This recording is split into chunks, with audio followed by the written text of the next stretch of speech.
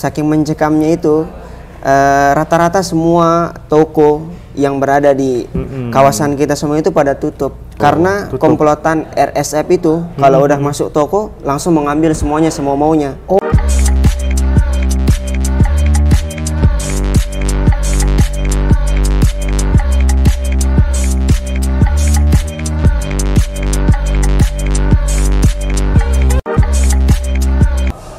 Oke, assalamualaikum warahmatullahi wabarakatuh. Waalaikumsalam. Ya, kita ketemu lagi di acara podcast kita. Ya, kita akan memulai ya untuk podcast kita kali ini. Ini agak spesial ya, karena kita nanti akan berbincang dengan salah satu warga negara Indonesia yang berasal dari Sudan.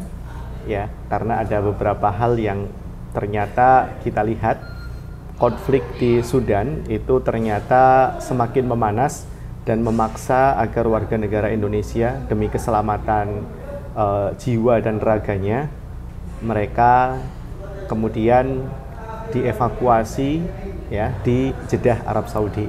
Nah, kita kali ini sudah ada satu yang akan kita ajak bicara, akan kita ngajak ngobrol bareng ya di ngobras kita pada kali ini. Nah, siapa dia? Nah, nanti kita akan kenalan lebih lanjut. Nah, sekarang kita akan langsung saja ke narasumber kita. Wow, narasumber, tamu lah ya. Iya. Tamu yang akan kita ajak ngobrol pada kali ini. Silahkan bisa perkenalan mungkin namanya siapa dan kenapa kok bisa sampai Sudan gitu. Ya, perkenalkan diri dulu, nama saya Abdullah, asal Lombok. Oh, dari Lombok. Saya salah satu mahasiswa di Universitas Internasional Afrika Sudan yang baru memasuki semester 1 gitu. Oh, baru semester 1 ya? Iya, baru semester 1 di. Baru semester 1. Baru ikut ujian cuman 1 madah.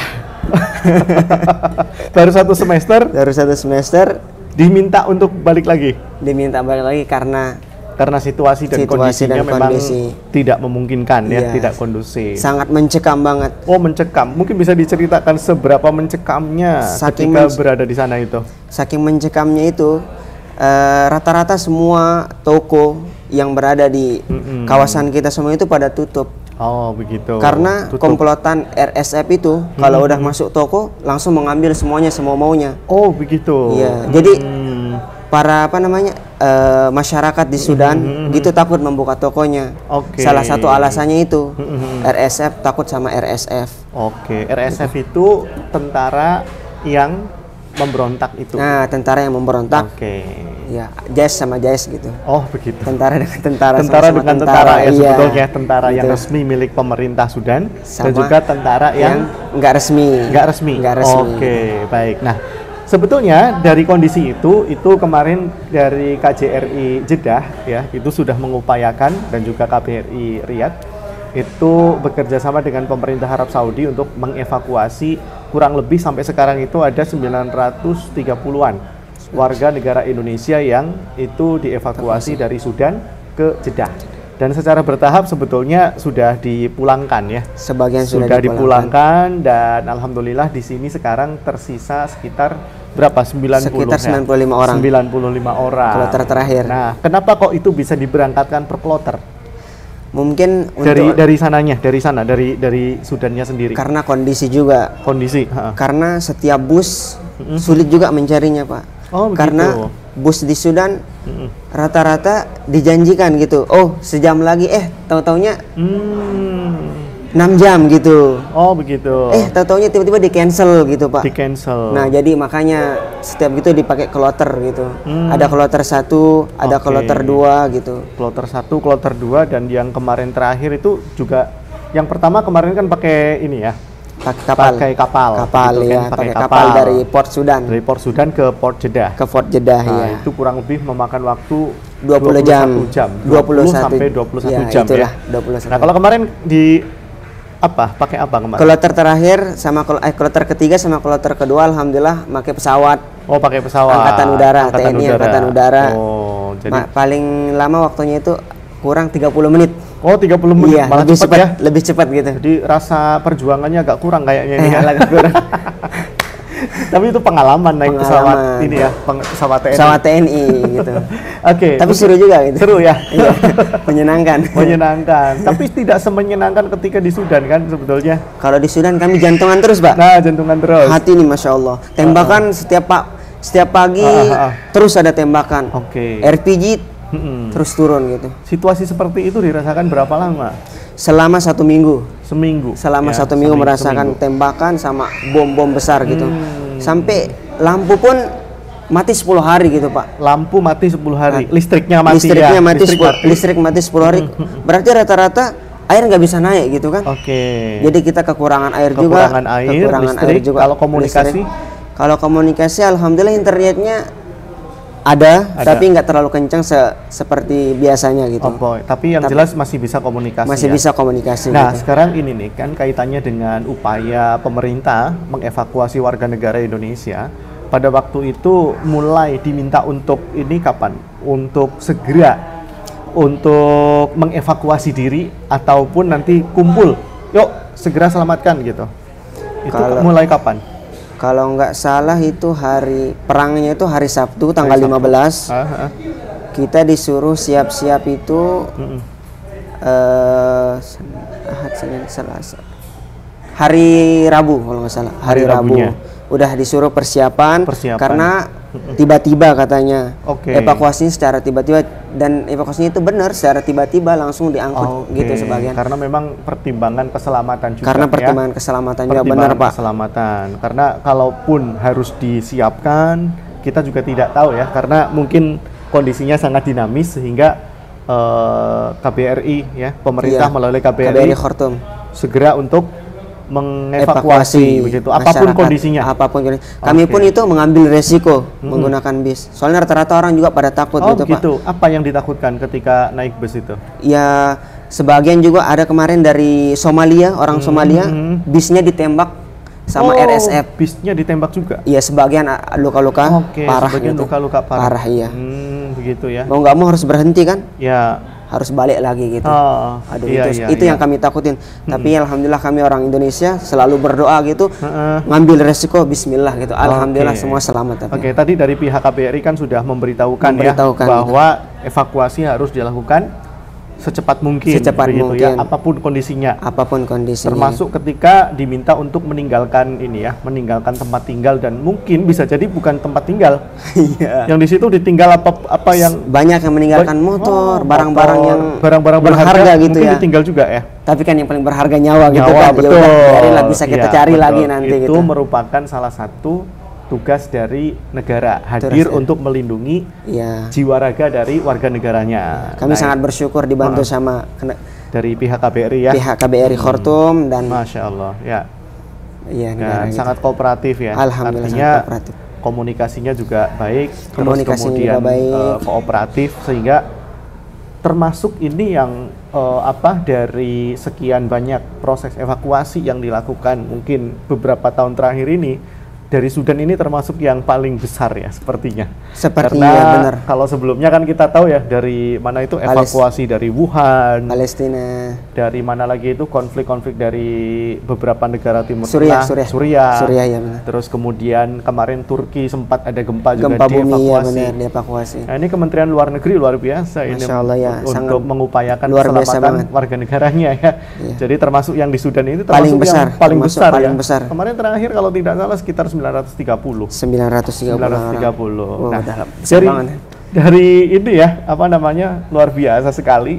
Jadi pemerintah Indonesia mengupayakan warga negara, keselamatan warga negaranya, meskipun memang kita tahu ya, dalam proses evakuasi ini mungkin ada beberapa hal yang harus dikorbankan. Benar, Pak. Daripada harus mengorbankan nyawa begitu, karena nyawa tadi yang paling berharga kan. Nah, mungkin ada nggak di antara yang teman-teman atau mungkin pengungsi lain yang itu memang betul-betul dia ya sudahlah, mungkin tidak sempat kepikiran apa yang harus dibawa, sehingga mungkin yang dibawa cuman apa? Kemarin itu ada yang cerita juga yang dipakai aja itu yang dibawa gitu. Iya, ada. benar, Pak. Ada sebagian juga yang memakai seadanya gitu. Seadanya. Langsung pergi. Langsung pergi. Padahal barang-barangnya itu masih banyak di sana.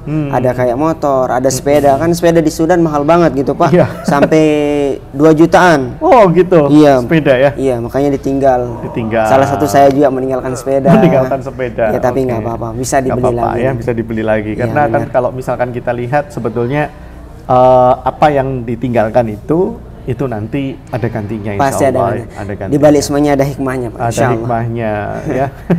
Nah, terus mungkin kesan ketika sampai di sini apa yang dirasakan? Ya, Disambut begitu kayak disambut kemarin itu, Masya Allah, dengan ya. ramah, santun, rata-rata orang KJRI baik semua gitu kan. Iya. Masya Allah, pengurusannya juga baik. Iya, iya. Ditemenin dari bandar, dari Port Sudan Dari sampai Port Sudan sampai ke Jeddah gitu kan. ya, sampai ke tempat ini Ke ya, tempat ke tinggal tempat. lagi. Masya Allah, Oke. rasanya hati yang jantungan kemarin gitu agak lebih tenang Ketemu gitu. saudara di Ketemu negara lain. saudara di negara lain. Oke, nah ini luar biasa ya dari KJRI Jeddah dan KJRI tim. Jeddah. Terus kemudian juga beberapa pihak yang membantu, termasuk dari KBRI dari Riyadh. Tapi tim di KJRI Jeddah terutama itu ya mengupayakan yang terbaik agar proses evakuasi itu berjalan dengan lancar. Sehingga ini WNI, warga negara Indonesia yang memang dievakuasi dari Sudan dan singgah di Jeddah ini bisa pulang ke tanah air dengan keadaan sehat Selamat. dan juga selamat. Alhamdulillah. Karena kan kemarin sepertinya ada beberapa yang sakit ya, sempat ada yang sakit. Sempat ada yang sakit gara-gara kecelakaan. Kecelakaan Oke. bus di jalan gitu. Malam-malam lagi itu, Pak. Malam-malam ya, kecelakaan. Malam-malam. Pas perjalanan ke ini ya, ke Port Sudan. Port Sudan. Bus pertama. Oh, bus pertama. Ya, di sana di dalamnya ada orang TKI sama TKW semua, Pak. TKI, TKW. TKI sama TKW. Kalau nggak salah sekitar berapa, cuma 30-an lah kalau nggak salah. Sama 30-an. orang KBRI juga, sebagian orang KBRI Khartoum gitu juga. ya. KBRI keluarga. Iya, KBRI orang KBRI. Oke. Sama TKI, TKW, dan sebagian luka-luka Masya juga. Allah. Ada satu orang luka parah juga, tapi alhamdulillah sudah sehat, selamat.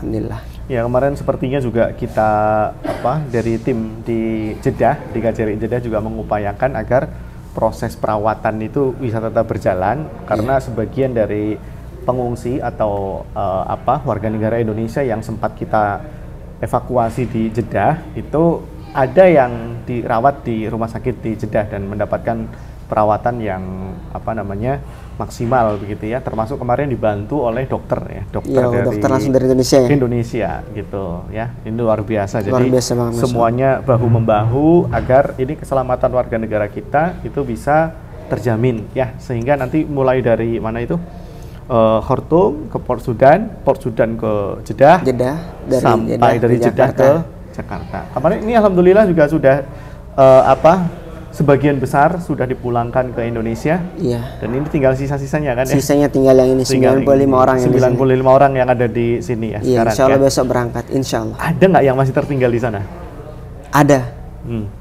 Ada berapa mahasiswa kayaknya? Mahasiswa? Tiga Masih orang ada? mahasiswa. Tiga orang? Mahasiswa, tapi satu orangnya saya kenal, Ha? dia orang Lombok. Orang Lombok Orang juga? Lombok, tapi dia jauh dari Khartoum. Dia jauh dari Khartoum. mengungsi ke namanya Jazirah di sana. Oke. Mengungsi ke Jazirah. Dan juga ada TKW. TKW. Orang Lombok juga TKW. Orang Lombok juga? Iya. Kalau nggak salah dia tinggal di dekat bandara gitu. Malah dekat bandara ya? Tapi kan ada majikannya yang ngelindungi dia gitu. Oke, pilihan itu sebetulnya diambil secara terpaksa atau memang pilihan Karena saja kemauan itu? dia sendiri, Pak. Oh, nggak mau ikut ya? Nggak mau ikut, emang dari kemauannya sendiri gitu. Termasuk yang temennya itu mahasiswa tadi? Mahasiswa ya, itu juga. Itu juga kemauan Udah ada sendiri? tanda tangan juga, surat menyurat itu. Oke, artinya dia yakin bahwa nanti kondisi akan membaik ya? Iya. Ya mudah-mudahan sih membaik karena Insya ini Allah nanti mudah-mudahan kalau membaik. misalkan kondisinya semakin tidak terkendali, semakin memanas, ini juga kita tahu ya resikonya akan menimpa kepada warga negara Indonesia kita, baik yang itu sedang belajar di sana atau sedang bekerja di sana, bertugas juga dalam tugas kenegaraannya ya, baik itu di KBRI maupun staf-staf KBRI di sana gitu. Iya benar. Nah mudah-mudahan sih kondisinya semakin membaik dan ini adik-adik kita mahasiswa ini juga bisa kembali lagi ke sana meneruskan studinya. Begitu kan, karena kan ini bagian dari cita-cita sebelum berangkat kan ya. Benar Pak. Kuliah di Sudan. Pikirannya kan dulu waktu mau berangkat tenang gitu situasinya aman. Tapi tiba-tiba ada rudal tembak-tembakan ya. Masya Allah ya. Nah itu bagian dari ujian benar, Pak. Dari ujian dari kita ketika belajar gitu ya, menuntut ilmu itu ada ujiannya seperti itu. Ya kita bersyukur ya, mungkin kalau yang ada tinggal di mana itu di Indonesia, kemudian mungkin ada tinggal di beberapa negara lain yang situasinya stabil, warga negara Indonesia yang mungkin situasi negaranya stabil, kita patut bersyukur, terutama yang ada di Indonesia. Nah, coba hikmahnya apa ini kalau kita lihat nih dari situasi yang ada di mana itu di Sudan, terus kemudian kita lihat dengan kondisi yang ada di negara kita sendiri, apa sebetulnya yang harus kita syukuri dari itu? Menurut Mas Abdullah, apa? Ya, alhamdulillah kita banyak-banyak bersyukur gitu kan, Pak. Pasti ini semua ada hikmahnya dari Allah SWT. Apalagi yang tinggal di Indonesia, alhamdulillah di Indonesia kondisinya baik gitu kan, nggak ada peperangan karena ada presiden gitu kan. Kalau di Sudan ini yang langsung yang memimpin Jais gitu Pak, tentara gitu. Jadi yang namanya tentara pasti menyelesaikan masalah itu dengan perang gitu. Dengan perang, nggak ada presiden di situ. Nggak ada presidennya. Jadi tentaranya itu jadi presiden. Oh gitu. Sebelum ada konflik sebetulnya ada presiden nggak? Nah kurang tahu ya, tapi setahu aneh gitu presidennya gitu tentara gitu.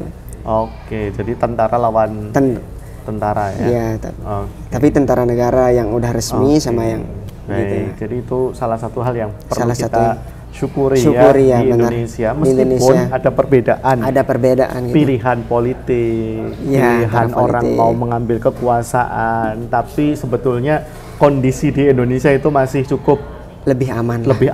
Benar, Pak. Gitu ya, karena disatukan dengan itu tadi ya, kita punya dasar negara Pancasila Bhinneka Tunggal Ika itu ya. Benar. Jadi itu yang ideologi yang kemudian bisa menyatukan bahwa meskipun berbeda-beda kita masih tetap satu. Meskipun termasuk perbedaan pilihan politik kan, kira-kira begitu.